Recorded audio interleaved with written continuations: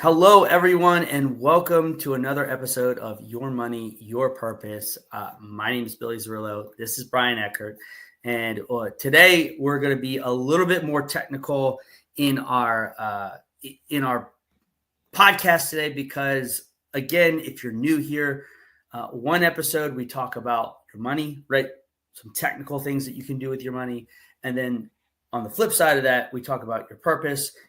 Really about what does money mean to you, right? What does wealth mean to you? And so today we're really excited because it can be overwhelming, right? With all the different options of where we can put our money. And today we're going to be breaking down some, different accounts and showing you a simple bucket approach to help you prioritize where to put your money, right? Because for the simple fact, you work really hard for your money, right? And you spend a lot of time away from your family, your friends to earn this money. And so it's important that you have a strategy, have a concept of what you want to do with it so that you can help not only grow it, but just help you feel a little bit more secure in your finances. And so we're going to talk about a bucket strategy. Brian's actually going to share that with us today, a little bit about what that means, right? What does it mean to have a bucket strategy? So Brian, what does it mean to have a bucket strategy? Billy, this is such a great topic because, like you said, there are so many choices for people, and a lot of times it's overwhelming. Should I put more in my retirement? Should I put more in my savings? Should I, I want to go on vacation next year. Should I be putting more money there? And so if you think about this in buckets of money, so short term, kind of midterm, and long term, that you fill one bucket up, and then you can fill the next one up. Now, there's going to be exceptions to that because we're going to talk about company matches and things like that today. But when you think about it, you think about your short-term bucket, and that's your kind of the essential emergency fund. And how much should be an emergency fund? There's different schools of thought. Some people say 3 months, some people say 6 months, some people say a year. But a lot of times that's a conversation you have with your advisor, and you get something that you're comfortable with. But it's important to have that. And then that midterm bucket are things like I said, it might be a vacation, it might be a down payment on a home. They're kind of midterm goals. It's not going to happen, right away. It's not an emergency fund, but it's also not retirement. And then of course that last bucket that we talk about is that long term. What does it look like so that I can have an exit strategy where I don't have to work for money anymore? I have my money working for me. So those are the kind of the areas that we're going to talk around today. So we'll call it short-term, mid-term, and long-term buckets. And we're going to go ahead and start with short-term, those emergency funds, those liquid places that we can have access to our money. And I'm going to let you talk about that, and then I'll chime back in just a moment. Yeah, and so I love what you said there. It's just a lot of people when they start making money, right, they're like, what do I do with it now, right? And this is a great strategy to use to kind of just help your mind get around that. And so what I'm going to talk about first is probably the foundational accounts that you really need to have, that you really need to look at. And that's really your short term, right? So these are for those immediate needs, your everyday spending, stuff like that. So if we look at short-term accounts, emergency funds, something that you can have access to pretty quickly. And like Brian was saying earlier, when it comes to emergency funds and stuff like that, everybody's situation is different. What works for somebody might not work for you. And so that's why, like we say, it's really important to have that conversation with your advisor to figure out what is the number that not only do I need, but what is the number that makes me feel comfortable, right? Seeing a certain number in a bank account makes me feel very comfortable. And when you get below that number, sometimes that can cause that anxiety. And so the first type of account that most people are going to have, right, especially if you have a job and you're earning income, is some type of checking account.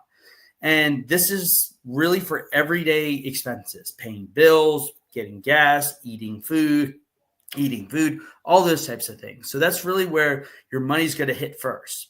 The next account that we typically look at to open up is type of a savings account. There are different types of savings accounts out there. We're not going to get into the weeds about the different types of savings accounts, but just know this is an account that you're not going to use for for everyday spending. This is typically where we see people put their emergency fund, right? Maybe it's 3 months, maybe it's 6 months, maybe it's a year, who knows? But this is, like I said, ideal for emergency situations. And it's not just sitting in your bank account, because you really want to have a line of demarcation between those two, because you need an emergency fund for emergency situations, right? Once we kind of establish those two accounts, we look to, maybe open a money market account. So this is maybe, you have your 3 months of emergency funds in your savings account. And now, instead of, keep saving to that account, maybe we now look to open a money market account. And this is, like I said, this is an account that you can open that can get, maybe a little bit of better, opportunities for interest to have this grow a little bit quicker for you. So this is a bucket that we look to maybe fill with that 6 month mark, right? So you have, in the first savings bucket, you have your first 3 months saved, and then in this bucket, maybe you have the next 3 months saved. So this is ideal for maybe those needs that you have coming down the road, a down payment on a car, right? Down payment on a home. Maybe you have a big expenditure coming up. You have a vacation coming up, right? And so those are where those needs are going to go. Lastly, this is a short-term bucket, just because of the nature that it is. It's a what we call CD. So it's a certificate of deposit. And so the thing about this is that you can buy a CD from your bank usually, and you get a fixed rate of interest from this type of product. And it's usually for a set period of time. It could be 6 months, it could be 12 months, 18 months, just depends on what the CD is offering. And so this is maybe money that you can set aside for, again, a little bit longer term goal. Maybe it's not within the next 6 months. Maybe this is within the next year or two. This is an opportunity for a place for your money to go. And so, but you just have to remember, it does lock your money up for a certain period of time. So you do want to just make sure you're talking with your advisor and seeing if a CD is right for you. So really, that's the first bucket that you want to look to fill. The next bucket is our second bucket. So Brian is going to share a little bit about our second bucket that we're looking at. Yeah. And Billy, one of the things that I want our listeners to remember is, when we're talking about these different buckets, there will be a little bit of overlap for one. Billy even mentioned, he said, the money market or the certificate of deposit, it's not as, certificate of deposit isn't as liquid, and you might actually have a CD in your second bucket for a short-term goal. This is going to be a conversation with your advisor saying, this goal I have is in 6 months or 12 months. Well, what I'm going to talk about next are for things that might be a year, 2 years, 3 years, 4 years, 5 years out. And we're going to talk a little bit more about why that is. And just one other comment about that first bucket is, you won't see a real great return in these different strategies or different products for that short-term bucket. That's not their purpose. Their purpose is for the stability and a little bit of growth, but it's liquid, and it gives you that security to have it when you need it in the short term or emergency situation. So with that being said, the second bucket is, for a little bit longer term goals. Now, you might have a CD in some of these, but we really want to focus on things that are going to get kind of a better return over time, because it's a little bit longer goal. It's not retirement, but it's also not a need in the next 3, 6, maybe even 12 months. So the first one is what's called a brokerage account. Now, what I'm going to talk about with these first two accounts are after tax. So this money, just like your checking or savings or CD, you get your paycheck and then you put money in the savings, CD or checking account. These are the same thing. So after you get your paycheck, you are investing money in these different strategies in your second bucket, which again is that midterm. And the first is called a brokerage account. And this is ideal for flexible investments, and it doesn't have any age restrictions. So we're going to talk a little bit more about retirement accounts and things. What's nice about these is there's no limitations. You can put as little or as much money in as you want. And there's no age restriction. So there's a lot of flexibility there. Now, some of the pros to these kinds of accounts is the world is really your oyster. You have access to stocks, bonds, ETFs, mutual funds, and everything else. Now that's great, but it also can be overwhelming. So again, it's important to get some solid advice on strategies and positions that are going to best meet your risk tolerance and your goals. So anyway, just keep that in mind when you're thinking about that. The other kind of account, and it is an after-tax account, but it's called a TOD.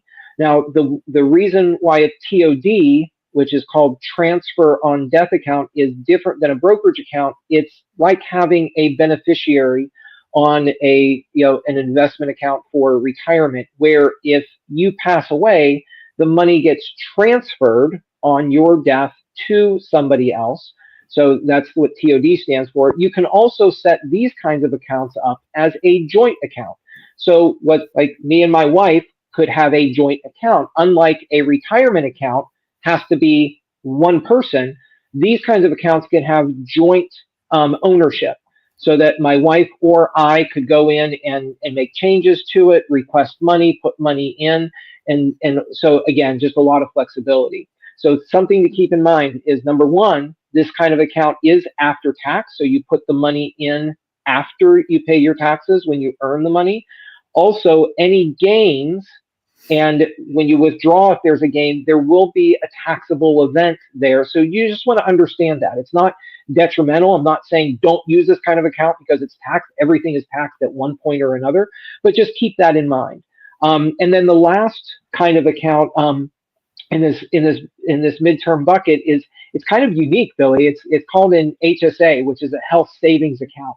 So I talk to business owners all the time and self-employed people that have these, because it's really, really great to have. You can use pre-taxed money for medical expenses.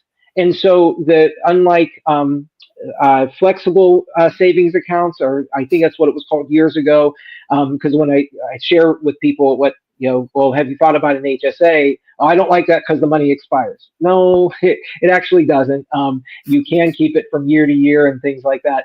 The one thing to keep in mind, because I know a lot of people look at alternative ways to monitor and care for their health, to have an HSA, you actually have to have what's called a qualified high deductible insurance plan. And you've got to have that. And it's got to be HSA eligible. So please don't think, well, I'm just going to go get an HSA, because you might go to your bank or something. They say, yeah, we offer an HSA, but you are the person responsible for making sure you have everything in line, and you're getting that to your tax person so that everything is, above board and you're not getting caught. But it's a great way to save for midterm and even short-term medical expenses in that HSA program. So what do we want to do now is kind of transition to that long-term bucket, which Billy, honestly, that's what most people are familiar with. When you think about, or when you bring up to somebody, well, what are you doing for investments? Most of the time, people think about, oh, that's retirement. Oh, I have that. Yeah, that's the default. So it's really the third bucket, but it's what people think of most often. And I think you're going to share a couple thoughts on some individual things. I'm going to jump back in about businesses, right? Yes. And I love that it is the default answer, right? It's like, oh, I have to invest for retirement, which is important, right? Brian and I, as advisors, will tell you that is very important to do, right? To take care of the future. But it's also really important to understand you have to take care of the here and now. And that's by the first bucket, talking about making sure we're taking care of your immediate needs. Our second bucket, that's taking care of those midterm needs. You know what, Brian, I love about, and I wanted to get your feedback on this. You know what I love about the second bucket, the individual accounts and stuff like that, is that you can use those for pretty much for whatever need that you have. If you want to go buy that car, you want to go buy, maybe you just want to, save some money for that long-term vacation, or maybe you want to bridge the gap, right? Maybe you want to retire a little bit early, but you're not at that retirement age that you need to be, but you have an individual account. Maybe you can bridge the gap from age to age so you can retire a little bit earlier. These are all strategies that you can talk with your financial advisor about to see if they're right for you. But we just want to get you thinking beyond what I'm about to talk about, which is the retirement accounts, right? And so probably the most well-known, and all of these are really well-known, but probably the ones that are talked about the most. And Brian mentioned it earlier, right? We talked about we talked about joint accounts, we talked about the TODs and stuff like this, but retirement accounts tend to be individual accounts, and that's why we have a traditional IRA and a Roth IRA, and I'm going to talk about those here. But IRA just stands for individual retirement account. Okay, so that's where we get individual, right? So it's going to be I'm going to have a traditional IRA, and my wife's going to have her own traditional IRA, and so let's talk about it, right? We're talking about these long-term goals. These are 15, 20, 30 years out, right? These are the accounts that you're going to put money into and kind of just and manage them. And so first we have the traditional IRA. And so, this is the money that you're going to put in that you haven't paid taxes on yet, right? So it's money that typically is earmarked for, like I said, retirement. So this is something that you get a tax deferral for, deferred retirement accounts for individuals. So there are the important thing to remember here is that whenever you pull money out of a traditional IRA, it's going to be a tax. You're going to have tax on that. So because you got a deferral for putting money in that. So there are some contribution limits that you need to be aware of, and they're based off age. And we can, that's definitely something that you want to talk to your financial advisor about, what are the contribution limits, because they change from year to year, right? So we're in 2024, they're going to change in 2025. So it's just, you always want to be, I could give you a number, but if you're watching this next year, it's going to be a completely different number. So we want to make sure that you're taken care of from that standpoint. We have the Roth IRA. So this is money, again, that you're putting in that's, after tax dollars. So the caveat here is that when you pull money out of your Roth IRA, it's going to be tax-free as long as you meet some certain requirements. And so, what's great here is that if you can reduce some of your tax liability in retirement, that just means more money for you to use in retirement. This is, ideal for people that might be expecting, to be in a higher tax bracket at retirement. So this is a good option that you can use with, talking with your professional to make sure, that you're in the best vehicles for you. But again, this is going to have similar contribution limits. It's also going to be dependent on which one are you contributing to, because if you contribute to one, that lessens the amount that you can put in the other. There's also contribution limits as far as how much income, right? There's an income limitation on the Roth IRA, which again, get with your tax professional to figure that what that means for you. But those are two accounts that, regardless if you're a business owner or you're employed somewhere, these are two accounts that you can look to open and use to help fund for some of your retirement. So, but Brian's going to talk a little bit about, because, Brian was a business owner for many, many years. And so he loves talking to business owners. I do too, but he loves talking to business owners about ways that not only can they, save money for retirement, but potentially have some opportunities for some tax deferral. So Brian, I'll let you take it away on talking about this portion of the bucket. Yeah. So, and Billy, I love that we keep saying, you've got to talk to your tax professional and your advisor, because the rules, although they're pretty stationary, they do change. And like the income limit you mentioned with the Roth IRA, there's a number, but it's not the gross number, your gross income. It's your modified adjusted gross, it's your modified income. And so, some person who's close to that threshold may still be able to contribute up to the contribution limits, but it's really important to know that, because you want to stay within the guidelines so that you're not having to do a reversal of a contribution and things like that. So it's really important to have those discussions and upfront planning. So the next couple strategies in this long-term bucket, the third bucket I want to talk about is the first is a simple IRA. Now, again, Billy already said this. IRA stands for individual retirement accounts. Now, a simple IRA is a retirement account for an employer. Somebody who is self-employed can use this also. The reason why it's called simple, and simple actually stands for, it's an acronym, but basically it's a retirement account with a simplified administrative aspect, so it doesn't cost as much as a 401k would cost to implement for a business, whether it's a single employed business or it has employees.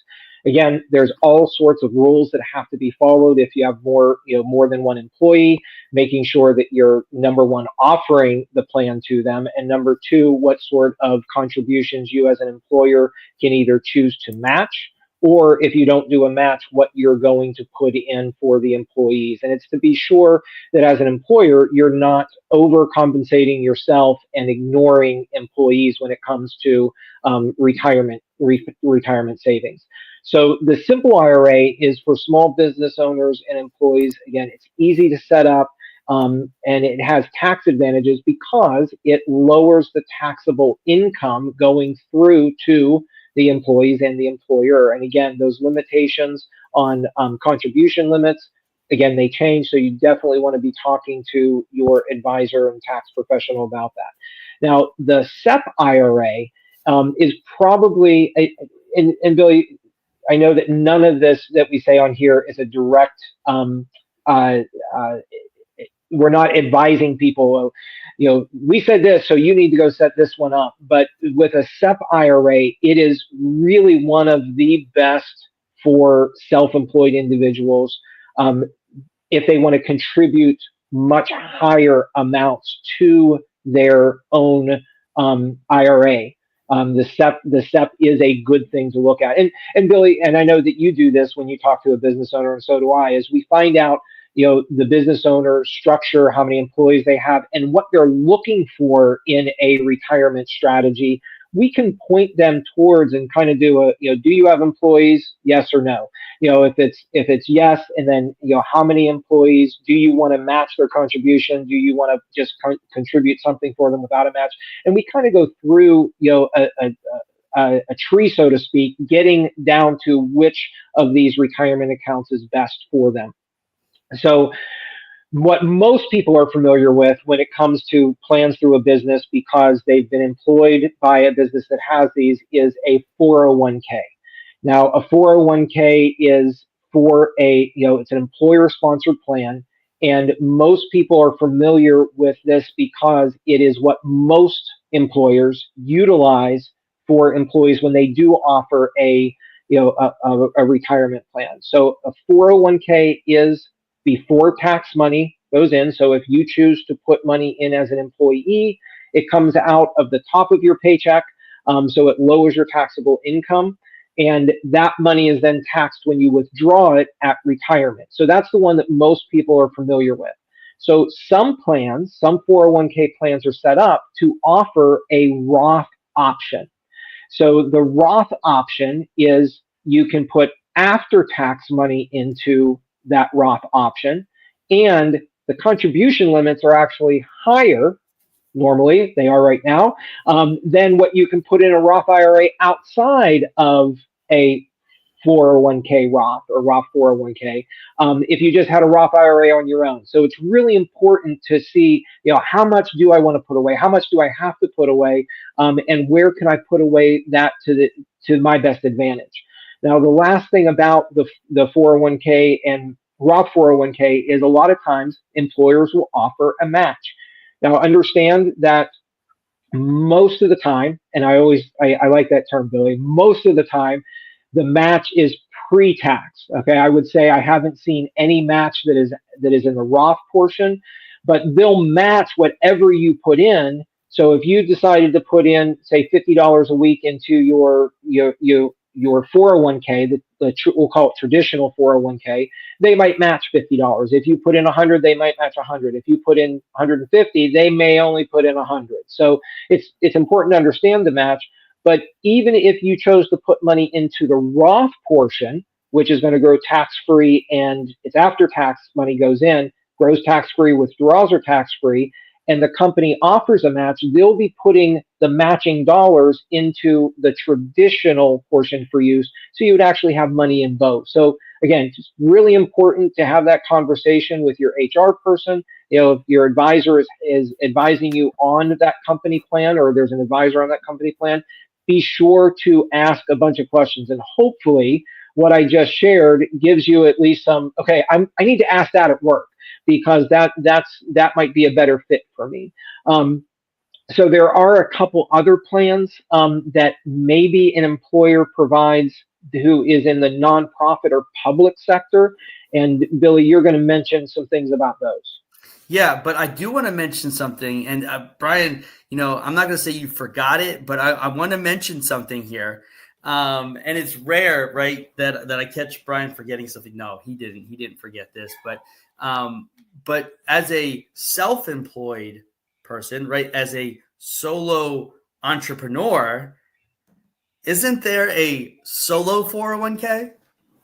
So there is, and Billy, thank you. And I also, you actually made me remember something else. So there is something called a solo 401k. It is for a self-employed person with no employees. So that is one of those things that we kind of go through that question tree to find out. And that actually can really provide, especially for higher income earners in that single employee, self-employed realm, where you can defer a lot of money for retirement. And it's such a great benefit, Billy, because you, as the business owner, you're not getting taxed in that year, and you're contributing much higher dollar amounts in a single tax year for your retirement. So, Billy, thanks for calling me out on that.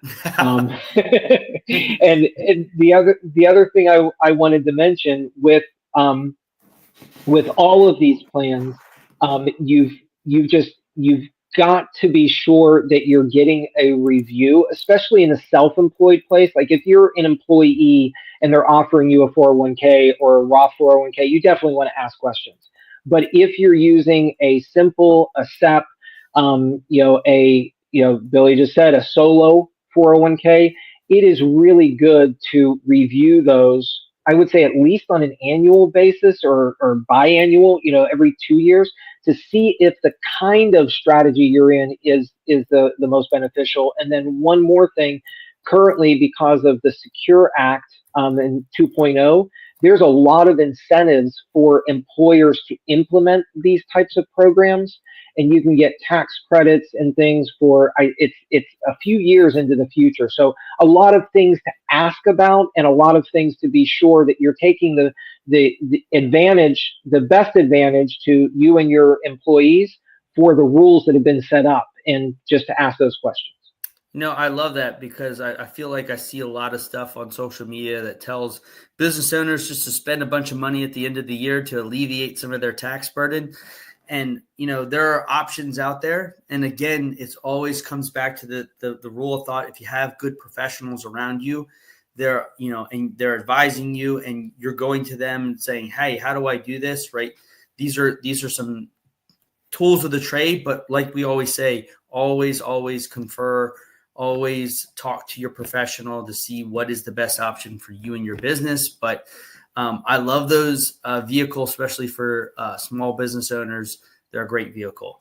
But I'm going to talk a little bit about, because somebody's probably on here, Brian, and saying like, I don't have a 401k at work. I don't have a simple. I don't have a SEP. Like, what's going on, right? And they're like, I have this other thing. It's called a 403b, or what the heck is this thing, right? Or maybe I have a 457 plan.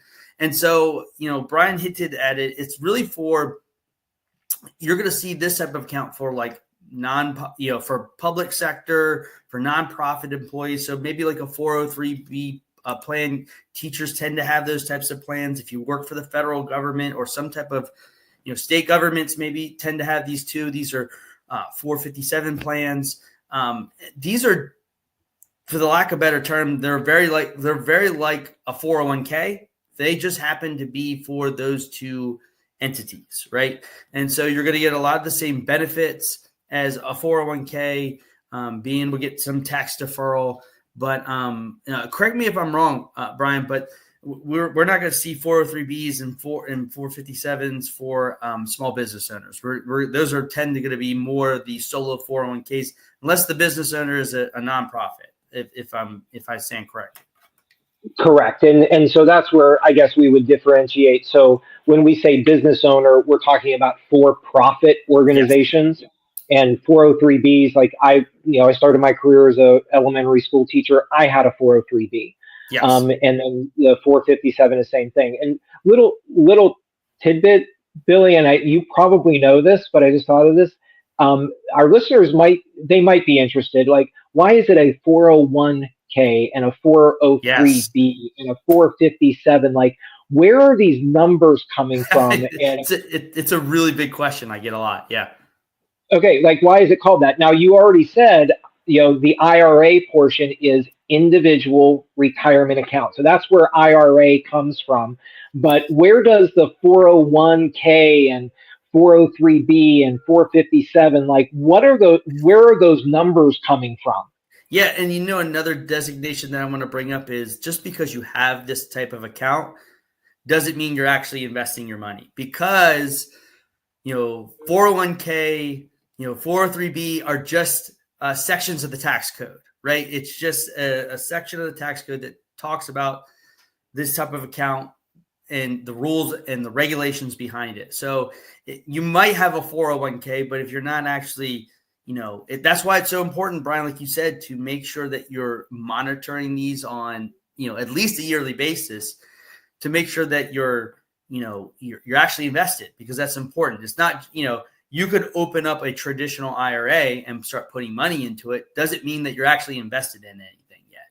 You could be just sitting in a cash position. So it's important to sit. That's why we keep talking about it's so important to talk with your professional, whether it be a financial advisor, a tax professional, to make sure that A, that you're in the right vehicle, and then B, the vehicle is doing what it's supposed to be doing for you.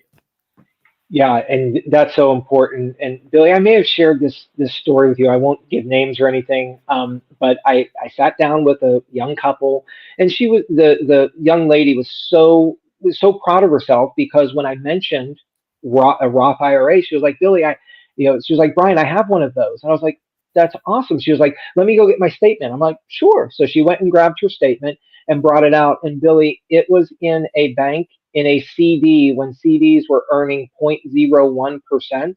So on her $13,000 Roth IRA, it had grown 13 cents in the last year.